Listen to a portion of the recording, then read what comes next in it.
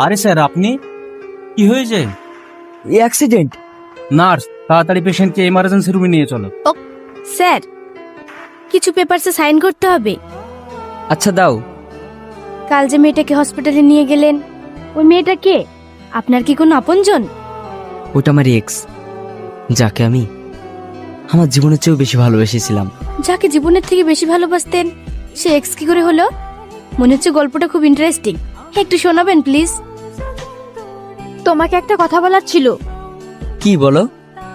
শোনো, যত দিন যাচ্ছে তত জটিলতা সৃষ্টি হচ্ছে কিসের জটিলতা? আমাদের সম্পর্কটার। এখনো তো তুমি কিছু করে উঠতে পারলে না।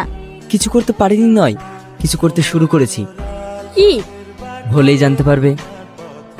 শোনো, আব্বু বলেই দিয়েছে সরকারি চাকরি করা ছেলে ছাড়া আমার বিয়ে দেবে না।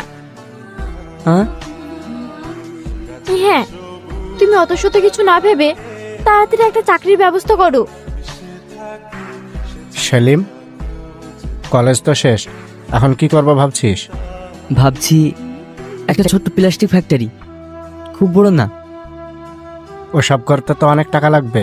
এক কাজ করো, আমার এই হাতের বালাগুলো বিক্রি করে দাও। কি? এসব তুমি কি বলছো? আর এটাই তো তোমার শেষ সম্বল। শেষ সম্বল যদি কিছু হয় তাহলে আমার ছেলে আর মেয়ে, ওদের জন্য আমি সব কিছু করতে পারবো। না না মা, তোমার হাতের বেলা আমি নিতে পারবো না। তোকে নিতে হবে, শুধু তোর জন্য না, আমাদের সবার জন্য। মা, ওই দেখো চলে এসেছে।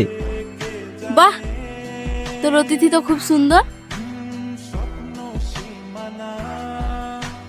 তোর বিয়ের জন্য একটা পাত্র ঠিক করেছি, খুব ভালো ছেলে, ওর পরিবারটাও অনেক ভদ্র। আব্বু, একটা কথা বলবো? হ্যাঁ বল।